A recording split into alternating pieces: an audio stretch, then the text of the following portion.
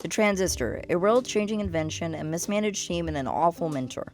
On December 23, 1947, in New Jersey at the Bell Labs laboratory, William Shockley and his team just discovered one of the most groundbreaking revolutions in technology and the way that we live our lives today.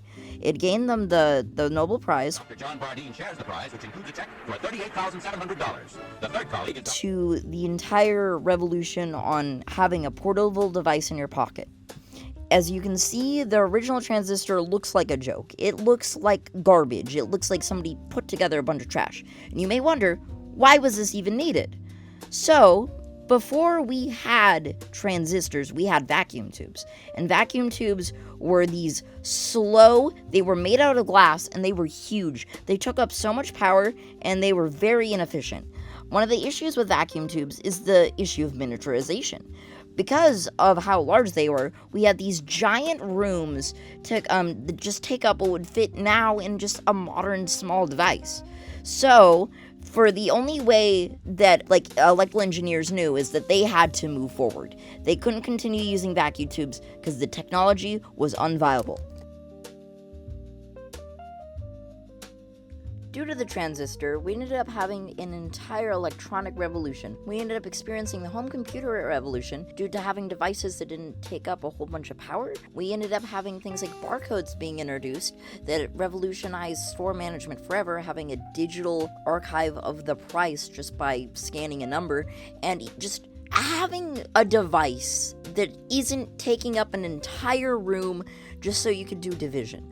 I cannot stress how important this is because you couldn't even have a calculator without it being not just on a desk, but like the size of the desk itself.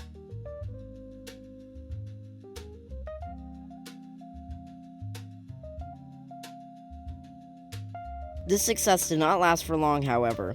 After Shockley had formed his team, he went to form a company called Shockley Semiconductor, and due to how he treated his team, they decided to defect and move all the way to modern-day Silicon Valley to form what we now know as Intel. Shockley was disturbed and he had to sell his own company.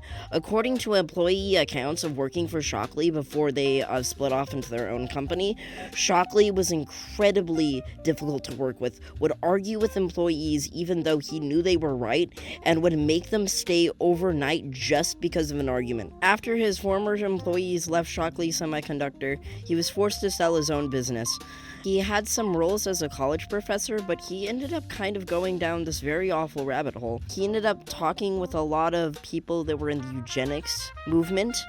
He even argued that lower income women should get sterilized just so they receive government benefits. But even after this, he ended up losing favor with those even in the eugenics movement, and he died a pariah. He died with no friends, no family, nobody beside him, and by the time of his death, he'd just been kind of eclipsed by the team that he mistreated. They went on to do greater and better things with their lives while he kind of stewed in anger. He did not pursue any electrical engineering tasks after the death of Shockley Semiconductor. He fell down this awful rabbit hole, and he lost everything because of it.